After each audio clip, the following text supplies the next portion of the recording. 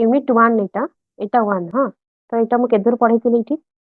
Sorry तो जाइतिला बोले लागुची मते मल्टीलिंगुअल अप्रोच कहिथिली ना बाइलिंगुअल मेथड बाइलिंगुअल मेथड टा देला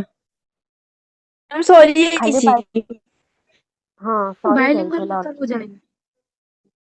हो ठीक अछि एटा बुझे दोछि आउथरे तापरे सॉरी गला देखि पारुछ एठी तापरे यूनिट 2 हम स्टार्ट करबा ओके ठीक अछि ओके मैम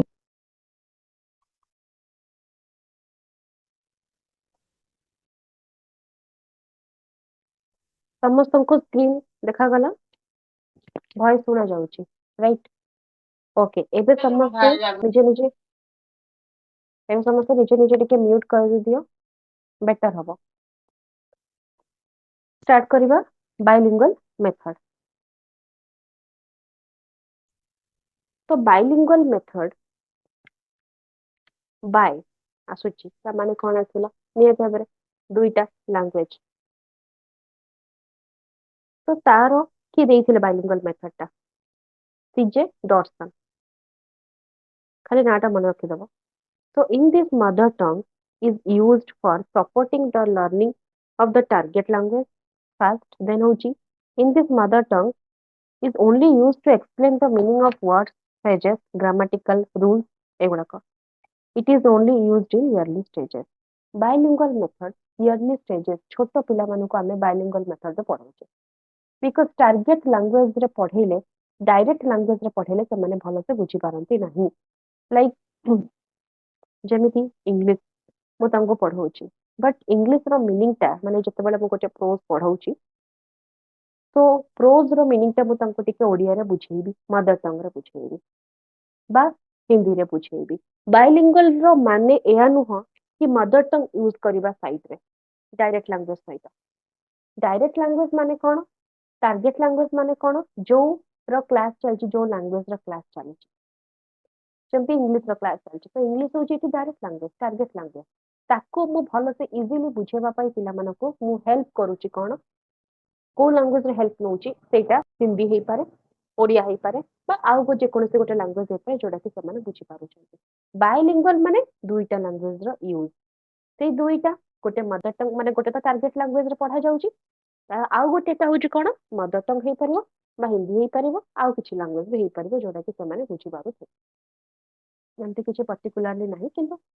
आमे जदि ओभरऑल देखिबा मदर टंग को निया जाए तो मु तुमको इंग्लिश पढाउची बट बुझेबा पई मदर टंग यूज करूची किंतु एटा छोट पिला मन क्षेत्र करे जे एबे सेटा करिया कथा नुह समस्त बुझी पारिबे नाही बोली करा जाउची ताथिला बाइलिंगुअल समस्त बुझी पारिथिबो यूनिट 1 तमरा कंप्लीट हेइची एबे हला स्टार्ट करबा unit 2 method and approaches in ELT method कोन मेथड रो माने हम बुझिबा समस्ते खाली गोटे समस्ते नहीं जने खाली यस कर दियो कि सब किछि ओके अछि माने बराबर देखा जाउची सुना जाउची बुझिलो किछि ओके असुविधा मैम यस नहीं यस मैम यस मैम ठीक अछि ओके तमे पुनी म्यूट कर दबा देखिबा सुनिबा तो मेथड कथा कोन आछि मेथड रो माने कोन समस्ते म्यूट रखो जेतले चुपचाप थिला ना बेसे भला टिके रुओ साइलेंटली रुओ न तो मु पुनी पूरा परमानेंटली म्यूट कर देबी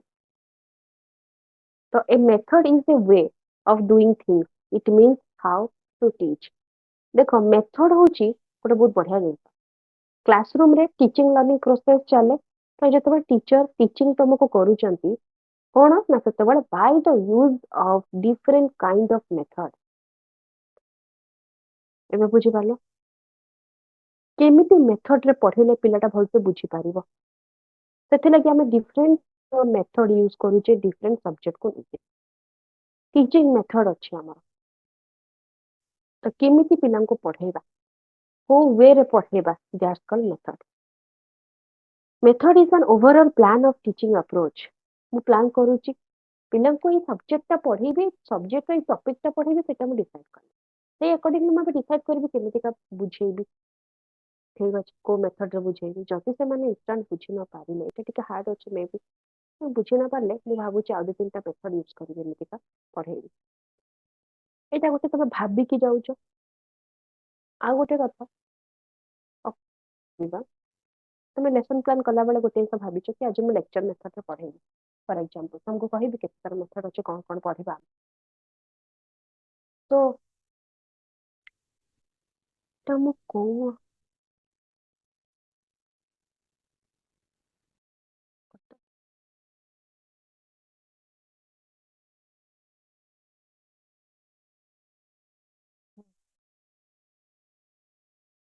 तो ଯେତେବେଳେ କଣ ନା ମୁଁ ଲେସନ ପ୍ଲାନ୍ ବନଉଛି ତ ମୁଁ ଆଜି ଡିସାଇଡ୍ କରିଛି କି ଠିକ ଅଛି ମୁଁ ଆଜି ଲେକ୍ଚର ନେବି କ୍ଲାସରୁମରେ ଆଉଥରେ ପୁଣି କିଏ ଅନମ୍ୟୁଟ୍ କରିଦେଇଛ ଭଲ ସେମାନଙ୍କ ଦ୍ୱାରା मैम ऑल म्यूट मार दी। ସେଇପା ମୁଁ ଚେଷ୍ଟା କରେ ସେମିତି କରିବିନି ବଟ୍ ତମାନେ ବାଧ୍ୟ କର ମାନେ ସମସ୍ତେ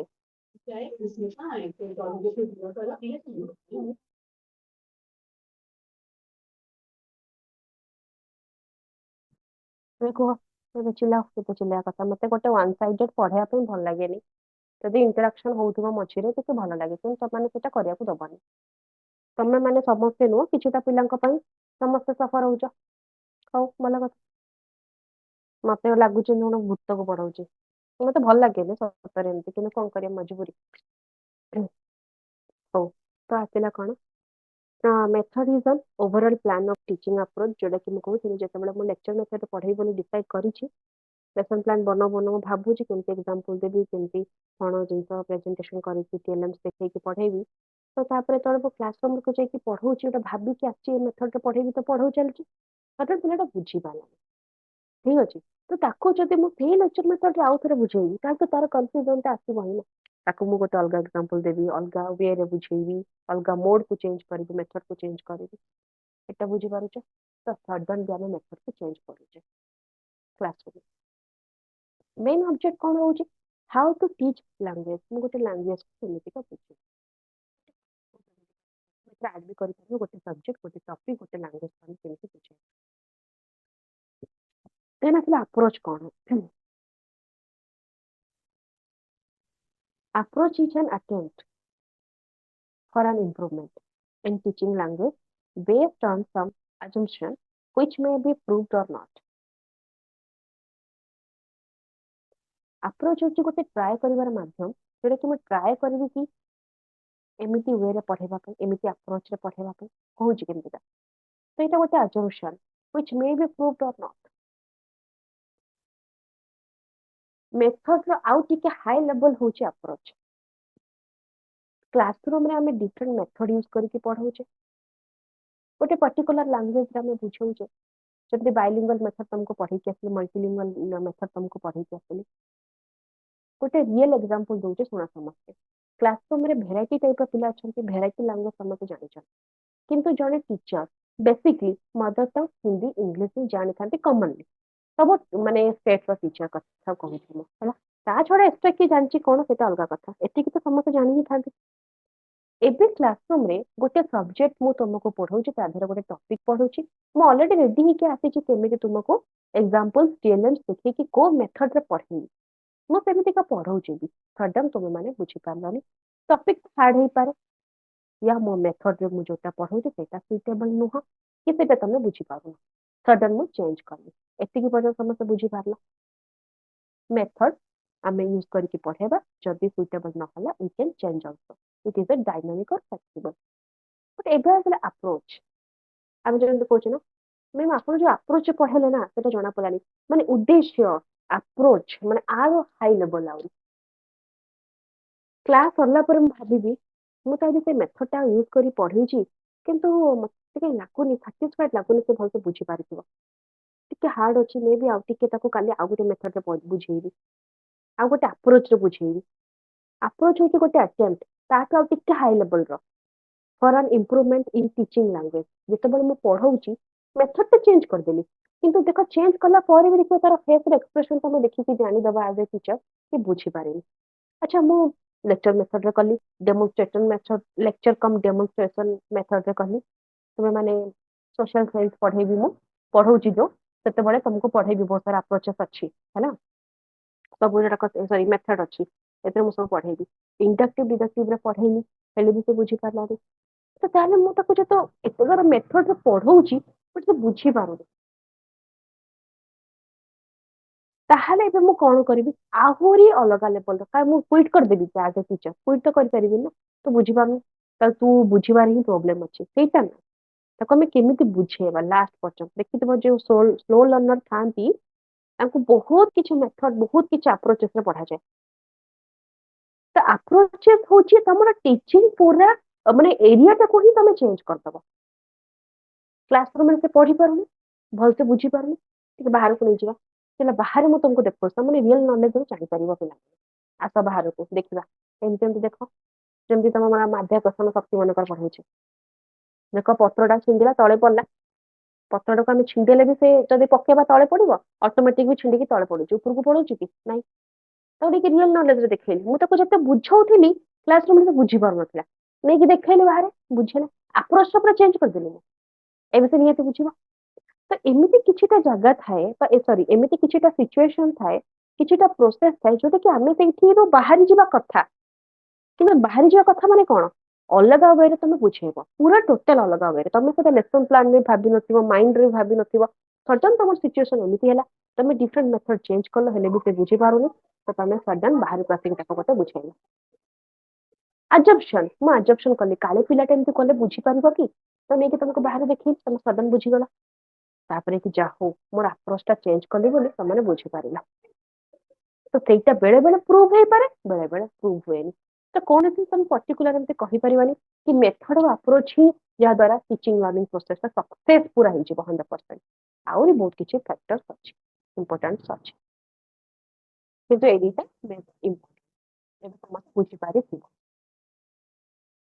ଯଦି ବୁଝିପାରିଥିବ ଗୋଟେ ଇଏସ୍ ଲେଖିଦବ ସମସ୍ତେ ନୁହଁ 4-5 ଜଣ ଲେଖିଦେଲେ ମୁଁ ଜାଣିଦେବି ଯେତେବେଳେ ଟାଇମିଂଟା ମୁଁ ଦେଖୁଛି ସେଇ ଟାଇମିଂର ମେସେଜଟା ମୁଁ ସେତେବେଳେ ଦେଖିଲେ ଜାଣିଦେବି କି ମୁଁ ବୁଝିବି ତାପରେ ଆସିଲା ଟିଚିଂ ଆପ୍ରୋଚେସ୍ ଯୋଉଟା କି ଟୁ ଟାଇପର direct approach indirect approach so direct ରେ କଣ ଆସିଲା ଡାଇରେକ୍ଟିଭ ଡିଡକ୍ଟିଭ ଡେମନଷ୍ଟ୍ରେଟିଭ ଇଣ୍ଡକ୍ଟିଭ ସରି ତମର ଇନଡାଇରେକ୍ଟ ଆସିଲା ଇଣ୍ଡକ୍ଟିଭ ରିଫ୍ଲେକ୍ଟିଭ କନଷ୍ଟ୍ରକ୍ଟିଭ ଆଉ ଗୋଟେ ଆସିଲା ଇନକ୍ୱାରି ଏକ୍ସପ୍ଲାନେଟୋରୀ ଏଗୁଡାକ ସବୁ ମୁଁ ପଢେ ମାନେ ଏଗୁଡାକ ଖାଲି ଜଷ୍ଟ ମନେ ରଖିବାର ଅଛି କିଛି ତା ବିଷୟରେ ଲେଖିବାର ନାହିଁ ହେଲା ତ ଫିର ବି ମୁଁ କହିଦଉଛି ଇଣ୍ଡକ୍ଟିଭ ଡିଡକ୍ଟିଭ ହଉଛି rule to example example to rule reflective ମାନେ ମୁଁ ଯେମିତି ତୁମକୁ ପଢେଇବି ତୁମେ ମାନେ ବି ତୁମ ଷ୍ଟୁଡେଣ୍ଟକୁ ସେମିତି ପଢେଇବ ମୋର ଯୋଉ ଟିଚିଂ ଷ୍ଟାଇଲଟା ତୁମ ଉପରେ ପ୍ରତିଛବି ହବ ସେଟା ହଉଛି ରିଫ୍ଲେକ୍ଟିଭ କୁହାଯାଏ କନଷ୍ଟ୍ରକ୍ଟିଭ ତମେ ନଲେଜଟାକୁ କନଷ୍ଟ୍ରକ୍ଟ କରୁଛ ନଲେଜଟା ଏବେ ମୁଁ ତୁମ ମାଇଣ୍ଡରେ ଦଉଛି ତମେ ଯୋଉ ତମର ନଲେଜଟାକୁ ତିଆରି କରୁଛ ନା କନଷ୍ଟ୍ରକ୍ଟ କରୁଛ ବିଲ୍ଡ କରିବା ଇନକ୍ୱାରି ବି କରୁଛ ଖୋଳତାଲ କରୁଛ ମୁଁ କାଳେ ଭୁଲ ପଢେଇଦେଲି କି ଟିକେ ମୁଁ ଖୋଜିବି ଦେଖିବି 100% ବିଲିଭ କରିବା କାହାକୁ ଠିକ ନୁହଁ ଠିକ କଥା ଏଇଟା ସତରେ ମୁଁ ତ ତୁମମାନଙ୍କୁ କୁହେ କି ତମେ ସବୁବେଳେ ଆଖି ବନ୍ଦ କରିକି ଜଣଙ୍କ ଉପରେ ବିଲିଭ କରିବାଟା ଠିକ ନୁହଁ ଆଜିକା ଡେଟରେ ସିଏ ଯିଏ ବି ହୁଅନ୍ତୁ ପ୍ୟାରେଣ୍ଟସକୁ ଛାଡି ଦେଇକି टीचर हुंतु पार्टनर हुंतु कि जिए भी हुंतु आखि बंद करके बिलीव करनी टिके निजे भी इनक्वारी कर निजर भी किसी कॉन्शियस माइंड रे कर बुझी पारलो खोलताल करबा डेमोन्स्ट्रेट कहा जाए टी खोलताल करनी डेमोन्स्ट्रेट करली छानबीन करली कौन चलची घटना डायरेक्टली आसी क्लास में पढ़ी देकी पळेली बाहर किछ दरकार नहीं बुझला बुझे न ना डायरेक्टलीटा लेक्चर मेथड रे कहा जाए हैला एमे समस्त बुझी पारुछ मो कौन कहली बट तुमको लिखिबार नहीं किसी भी ता विषय एक्सप्लेन करिवार नहीं गोटे भी लाइन कि गोटे भी वर्ड खाली बुझिबा पई कहिदेली टेक्निक होची गोटे कौन बहुत ही important जिनसटा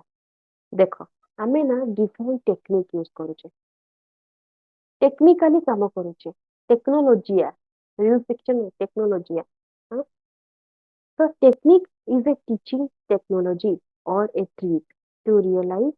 the teaching goal which actually takes place in classroom. We use different kind of techniques in classroom for our successful goal. Successful ଆମେ କରିବା ଆମ goal ପାଇଁ ଆମର goal को achieve और success କରିବା ପାଇଁ ଆମେ use କରୁଛେ different kind of technique situation को लेके फर्स्ट वाला brainstorming second play away third हूँ ओरल ड्रीम ब्रेन स्टॉर्मिंग से जानिबा बहुत इंपोर्टेंट मे भी तुमने भी जानिथिबो कि नहीं मुझे कहि पारिबिनी आउ थरे कहि दउची जान ଟିକେ ଅନମ୍ୟୁଟ୍ କରିବେ ସମସ୍ତେ ଆନ୍ସରଟା ଦବ ଗୋଟେ ସିଚୁଏସନଟା ଦେବି ତ ସେଥିପାଇଁ ଏକ୍ସାମ୍ପଲରୁ ପଢେଇବି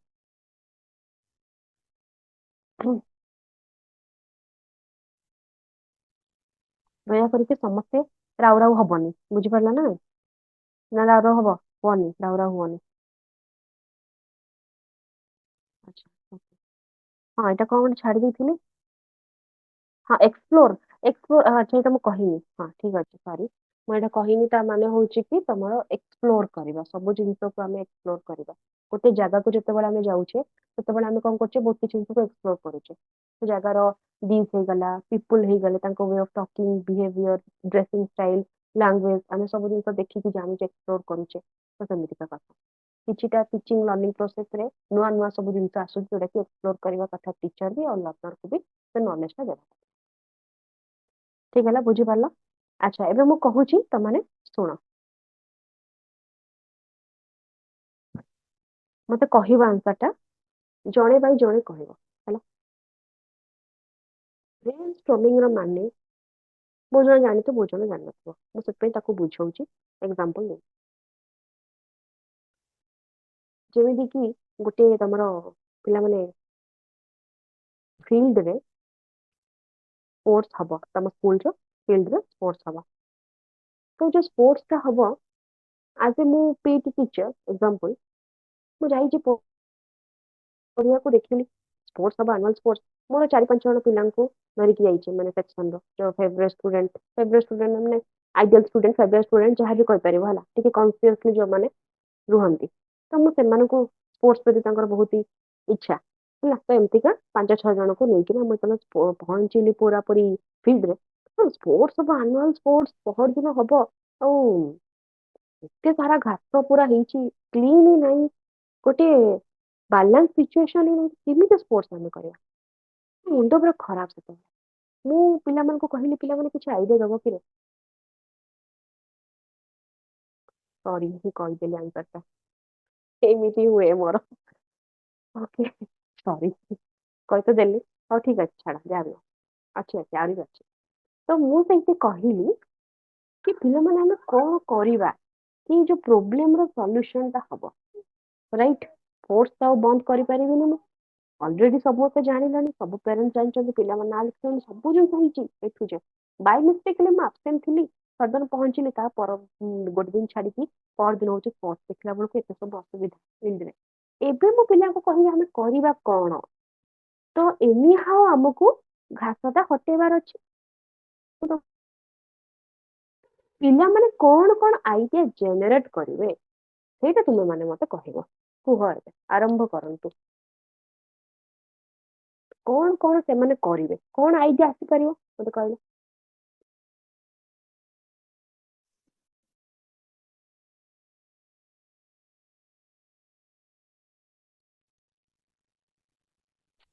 କହୁନ ଅନମ୍ୟୁଟ କରିପାରୁଛ ତ ସମସ୍ତେ ଆଜ୍ଞା ମ୍ୟାଡାମ। ହୁଁ କଣ ଆଇଡିଆ ଆସିବ କୁହ କଣ କରିବା ଆମେ 5-6 ଜଣ ଅଛେ ହେଲା ହେଲେ ଜଣଙ୍କ ମୁଣ୍ଡରେ ତ ସବୁ ଆଇଡିଆ ଆସିବନି ନିହାତି ସମସ୍ତଙ୍କ ମୁଣ୍ଡରେ କିଛି ନା କିଛି ଆସିବ କଣ ହେଇପାରିବ ମ୍ୟାମ୍ କିଛି ଲୋକଙ୍କୁ ଲଗେଇକି ତାକୁ କ୍ଲିନ୍ କରିବା ପାଇଁ ଆଇଡିଆ ଆସିପାରେ। ହୁଁ ଓକେ ଭେରି ଗୁଡ ଆଉ ବାକି ଆଉ କି କଣ କହିବ ସମସ୍ତେ କୁହ ମିଶିକିନା ଟ୍ରାଏ କର ସମସ୍ତେ କହିବାକୁ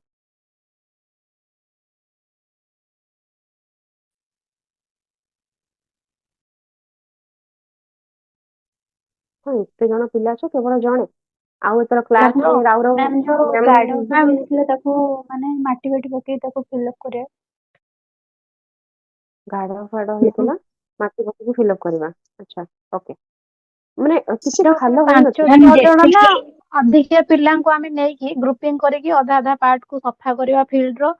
ଆଉ ସବୁ ଯାହାବି ଯୋଉଠି ଖାଲ ହେଇଥିବ ସେଠି ମାଟି ପକେଇବା ଆଉ ତାପରେ ସରିଲା ନାଇଁ ପରେ ତାହା ଖାଲ କିଛି ଯାହା ହେଇନି ମୁଁ ସେଇଟା ହିଁ କହୁଛି କେବଳ ଘାସ ହିଁ କେବଳ ବଡ ବଡ ପୁରା ଘାସ ପୁରା ଗନ୍ଧିଆ ହେଇଯାଇଛି ପଡିଆଟା ହେଲା କିନ୍ତୁ କିଛି ଖାଲ ଫାଲ ହେଇନି। ପ୍ରୋବ୍ଲେମ ତମର ଗୋଟେ ମ୍ୟାଡାମ ହିଁ ଅଛି, ସେଇଟା ପିଲାମାନଙ୍କୁ କି ନେଇକି ଗ୍ରୁପିଂ ନେଇକି ସମସ୍ତଙ୍କୁ ଅଧା ଅଧା ଜାଗା ଦେଇକି ସେ ସଫା କରିହବ, ନହେଲେ ଲୋକ ଲଗେଇକି ବି ସଫା କରିହବ।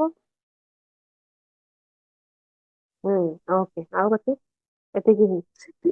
ମ୍ୟାଡାମ ସେଇ ଘାସ 5 ପୁରା ମିଶିକି ନେଲେ ଘାସ କମିବ।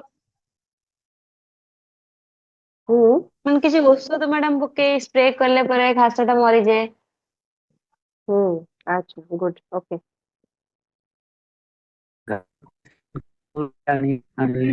ହାତରେ ଡିଜାଇନ ଗୋଟେ କରିଦେଲେ ବି ସେଇଟା ସୁନ୍ଦର ଦେଖାଯିବ। ଆରେ ବା, କିଏ କହିଲେ ଏଇଟା? ମ୍ୟାମ୍ ନାଁଟା କଣ? ଯେମିତି ମୁଁ ତ ଜାଣିନଥିଲି, ଫାର୍ଷ୍ଟ ଟାଇମ୍ ଶୁଣିଲି। ନାଁଟା କୁହ, ଇଣ୍ଟରେଷ୍ଟିଂ ଲାଗିଲା ମତେ। ସଙ୍ଗମିତ୍ରା ମ୍ୟାଡାମ। ଆଚ୍ଛା ଓକେ। ହୁଁ ଆଉ ବାକି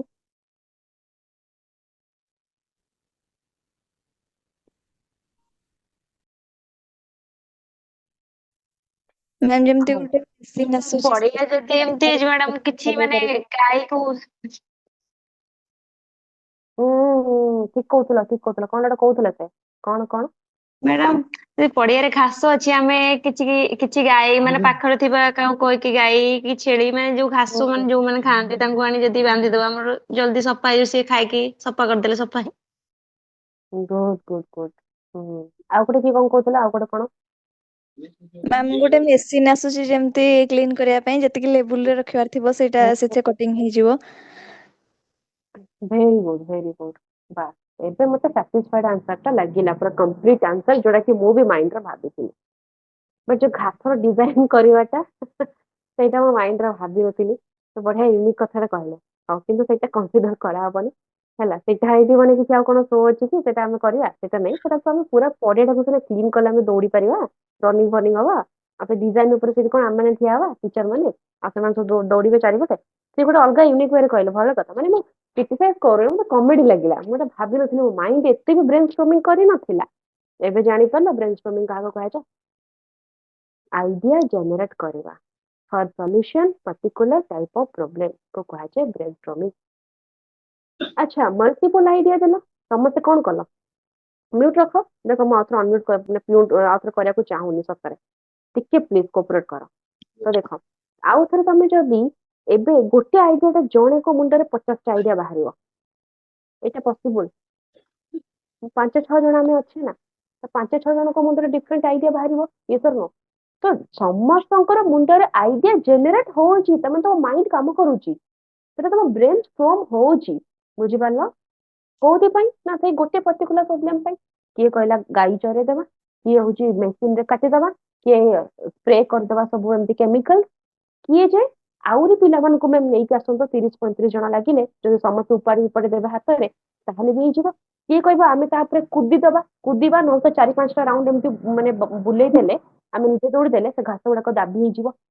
କିଏ କୋଉ ଜିନିଷ କହିଲା? ତ डिफरेंट काइंड ऑफ सॉल्यूशंस तम माइंड रे एराइज हला फॉर ए पर्टिकुलर प्रोब्लेम, सेटा को कहा ब्रेनस्टॉर्मिंग। या भीतर हाइपोथेसिस का कहा एज द रिलेटेड, एटा भी गोटे पॉइंट मन रखिता। हाइपोथेसिस तम फ्यूचर काम दबा, एटा बहुत इंपोर्टेंट जिनिस सुनिथिबो मे। तो जेते बळे एई जो 5-6टा प्रॉब्लम रो, सॉरी गोटे प्रॉब्लम रो 5-6टा आइडिया जेते जनरेट हला, किंतु मु जानि छी कि कोटा परफेक्ट हबो, 5टा जक तो काम करिवो, कोटा परफेक्ट हबो मु जानि। तो मु जते गोटे गोटे आइडिया टा काम करूची लगौची, लास्ट भाबिली बा एमती फास्ट किछ जणको माने नै कि घासटा उपाड़ी, गाई भी आसिकी चरुचंती, हेले भी सफाई पानी टाइम हे गलानी, कोन करबे एते बड़ परिया। मु कोन कली, आसिकी मेसिन रे पूरा पूरी लगेइकी तुमको कोन कली, पूरा काटी देली, पूरा घासर ये गुड़ाक पूरा काटिदेली। बुझिपारछ ना? पूरा पड़िया जति घास थिला मेसिन लगेइकी काटिदेली। तो एइटा होची कोन ना हाइपोथेसिस, माने गोटे पर गोटे तमे जते बळे प्रॉब्लम को पकोच, माने गोटे प्रॉब्लम रो सॉल्यूशन पई गोटे पर गोटे आइडिया को पकोच, आ जो आइडिया काम करि गला 100%ली, ताकू आमे कहबा हाइपोथेसिस। तमे ट्राई करूथबो, तमे चुप बसिबानी, छोटो सॉल्यूशन हो बड़ सॉल्यूशन हो, तमे गोटे पर गोटे प्रॉब्लम रो सॉल्यूशन पई तमे कोन पके पके चलीबा आइडिया।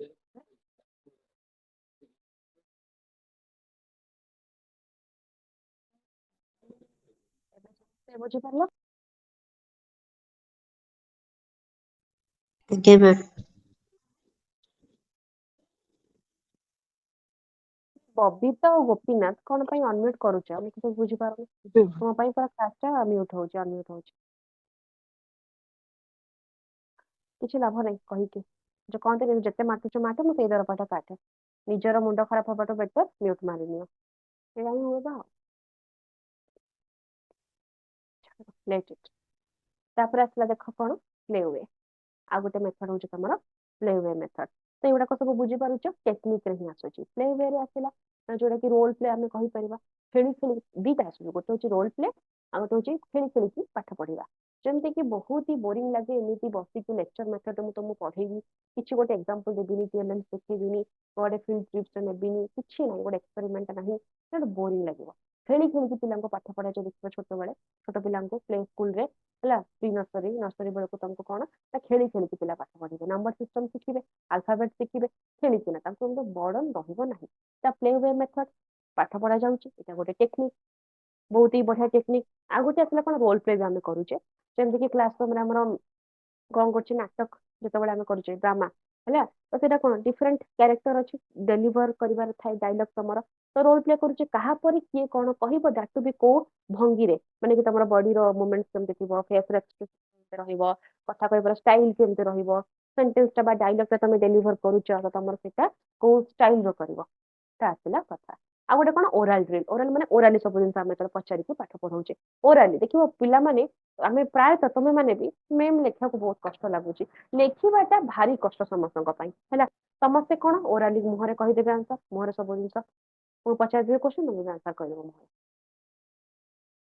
এটা ତୁମକୁ ଇଜି ଲାଗେ ଦେଖ ନେକ୍ସଟ ଆସିଲା ଗ୍ରାମାର ଟ୍ରାନ୍ସଲେସନ ମେଥଡ ଆଉ ଗୋଟେ ଆସିଲା ତମର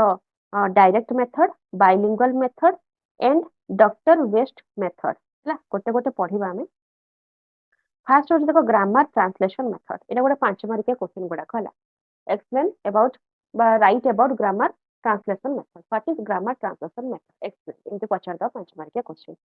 ତ ଗ୍ରାମାର ଟ୍ରାନ୍ସଲେସନ ମେଥଡ ହଉଛି ସବୁଠୁ ଗୋଟେ oldest method classical method traditional method ସବୁଠୁ ପୁରୁଣା ମେଥଡ ଏଇଟା କେମିତିକା ନା ପପୁଲାର ହଉଛି ଏଇଟା ତମର କୋଉଥିରେ ନା ପ୍ରାଇମେରୀ ଷ୍ଟେଜରେ ଛୋଟ ପିଲାମାନଙ୍କ ପାଇଁ ଏଇଟା ଜଷ୍ଟିଫାଏ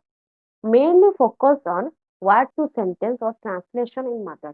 କେମିତିକା ଗ୍ରାମାର ଟ୍ରାନ୍ସଲେସନ ମେଥଡ ମାନେ ମୁଁ ଗୋଟେ ଲାଇନ ଟା ତମକୁ ପଢଉଛି ତାପରେ କି ତମର ମିନିଂ ଟା କହୁଛି ତ ଏଇଟା ଛୋଟ ପିଲାମାନଙ୍କୁ ବେଶୀ କରାଯାଏ କି ନାହିଁ ସେମାନେ କଣ ପୁରା ସେଣ୍ଟେନ୍ସ ତମେ ଇଂଲିଶରେ ପୁରା ପାରାଗ୍ରାଫ ଟା ପଢିଦବ ସେଣ୍ଟେନ୍ସ ଟୁ ସେଣ୍ଟେନ୍ସ ସେମାନେ ବୁଝିଯିବେ ତମେ ଗୋଟେ ସେଣ୍ଟେନ୍ସ ପଢିଲା ପରେ ତାକୁ ତମେ ଟ୍ରାନ୍ସଲେଟ କରୁଛ ମଦର ଟଙ୍ଗରେ ତ ସେଇଟା ହଉଛି ତମର mainly focus on word to sentence or translation in mother ଠିକ ହେଲା ତାପରେ ଆସିଲା teacher reads every sentence and translate every sentence into mother tongue so word by word teacher ସବୁ ସେଣ୍ଟେନ୍ସ କୁ ପଢିବେ ତାପରେ କି ଟ୍ରାନ୍ସଲେଟ କରିବେ କୋଉଥିରେ ନା ମଦର ଟଙ୍ଗରେ ୱାର୍ଡ ଟୁ ୱାର୍ଡ ବି ଟ୍ରାନ୍ସଲେଟ କରିବେ ଗୋଟେ ପୁରାପୁରି ସେଣ୍ଟେନ୍ସ ର ମିନିଂ ତ ବୁଝେଇବେ ତା ସହିତ ସେଣ୍ଟେନ୍ସ ଟା କେମିତି ହୁଏ ଡିଫରେଣ୍ଟ ୱାର୍ଡସ୍ କୁ ନେଇକି ହୁଏ ନା ତାର ବି ମିନିଂ ଟା ବୁଝେଇବେ ମେରିଟ୍ସ ଆସିଲା ଇକୋନୋମିକାଲ ଏଇଟା ଆଉ ଗୋଟେ ଆସିଲା time saving convenient grammar translation method କହୁଛି ତାପରେ ଆସିଲା କଣ shortest way and for every situation clarity less chances art of translation ଟିକେ ଭୁଲ ଅଛି ମୁଁ ବତାଉଛି କଣ କଣ ହେଲା ଗ୍ରାମାର ଟ୍ରାନ୍ସଲେସନ ମେଥଡରେ ମେରିଟ୍ସ ଟିକେ କମ ରହିବ ଟାଇମ ସେଭିଂ ଟା ଲେଖିବନି ଏଟା କାଟିଦବ ଟାଇମ ସେଭିଂ ଟା କଣ କରିବ କାଟିଦବ ଲେଖିବନି ଟାଇମ କେବେ ବି ସେଭିଂ ହୁଏନି ଏଠି କଣ ହୁଏ ନା ଟାଇମ ଟା ତମର ପୁରାପୁରି ଲସ୍ ହେଇଯାଏ ହେଲା ତାମାନେ ଗୋଟେ ଗୋଟେ ସେଣ୍ଟେନ୍ସ ଯଦି ମୁଁ ପଢେଇବି ତାପରେ ତାର ମିନିଂ ଟା ବୁଝେଇବି ସେଣ୍ଟେନ୍ସ ଟା ପଢିକି ତାହେଲେ ବହୁତ ହି ଟାଇମ ଲାଗିବ ତ ଟାଇମ ସେଭିଂ ଏଇଠି ହୁଏ ନାହିଁ ଆଉ ଏଇଠି କଣ ମୁଁ ସେତେବେଳେ ଲେଖିଥିଲି ପଏଣ୍ଟ ଟା ମୋର ଏ ସବୁଯାକ ଇଲଜିକାଲ ଅଛି ହେଲା ମୁଁ କହୁଛି ଏଠି କଣ କଣ ଲେଖିବ ମେରିଟ୍ସରେ କଣ କଣ ଲେଖିବ ଦେଖ ଏଟାକୁ ସବୁ ଗୁଡାକ ମାଇଣ୍ଡରୁ ହଟେଇ ଦିଅ ମୁଁ ଯୋଉଟା କହୁଛି ଲେଖିବ ଟିକେ ଲେଖିଦିଅ ସାଇଟ୍ ଯଦି କପି ରଖିଛ ହେଲେ ନହେଲେ ଆଣ କପିଟା ଆଣ ଲେଖିଦବ ଏଥିରେ ଗ୍ରାମାର ଟ୍ରାନ୍ସଲେସନ ମେଥଡର ମେରିଟ୍ସ ଏଟା ଟିକେ କାଟିଦବ ହେଲା କପି ଆଣ ଯଦି ରଖିନ ତାହେଲେ ଗୋଟେ ଗୋଟେ ସେକେଣ୍ଡ 10 ସେକେଣ୍ଡ ୱେଟ୍ କର ଆଣ ସମସ୍ତେ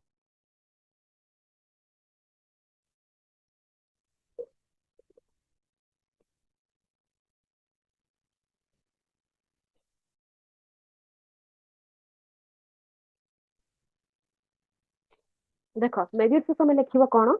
ନା ତମର easy to understand for primary school ର children ମାନଙ୍କ ପାଇଁ primary school children easy to understand for primary school children ଏଇଟା ବି ସବୁଠୁ important merits ଆଉ ତାପରେ ଆଉ କଣ ଲେଖିବ ନା less doubt ବା less confusion ଥାଏ ଏଥିରେ କାରଣ ସବୁ ତ ସେ ତମକୁ ଓଡିଆରେ ପୁଣି ବୁଝେଇଦେଲେ ନା ମଦର ଟଙ୍ଗ ରେ ତମର ଏଠି କନଫ୍ୟୁଜନ ଆଉ ଡାଉଟ ରହିବନି ନିହାତି ବୁଝିପାରିଲ ସମସ୍ତେ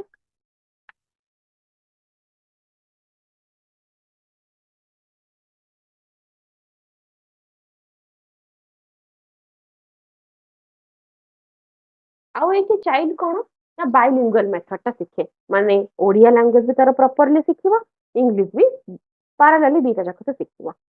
ଦିଟାକ ଲାଙ୍ଗୁଏଜ ସେ ଶିଖିବ କବେ ମଦର ଟଙ୍ଗ ତାକୁ ବୁଝା ଯାଉଛି ତ ବାଇଲିଙ୍ଗୁଆଲ ଲାଙ୍ଗୁଏଜ ର ଇମ୍ପୋର୍ଟାନ୍ସ ଟା ବୁଝେ ସେ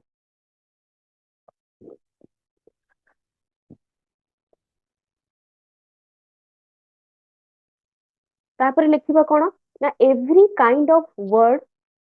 କୁ ଆମେ ୱାର୍ଡ ର ମିନିଂ ଟା ଜାଣି ପାରୁଛେ ଏଭ୍ରି କାଇଣ୍ଡ ଅଫ ୱାର୍ଡ ର ମିନିଂ ଆମେ ଜାଣି ପାରୁଛେ ଏଟା ଥିଲା ତମର ମେରିଟ୍ସ ଡିମେରିଟ୍ସ କଣ ଆସିବ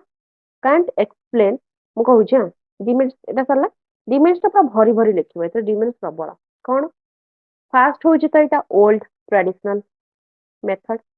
ଟାଇମ କନଜ୍ୟୁମ ବହୁତ ହି ହୁଏ ଠିକ ଅଛି ଏଣ୍ଡ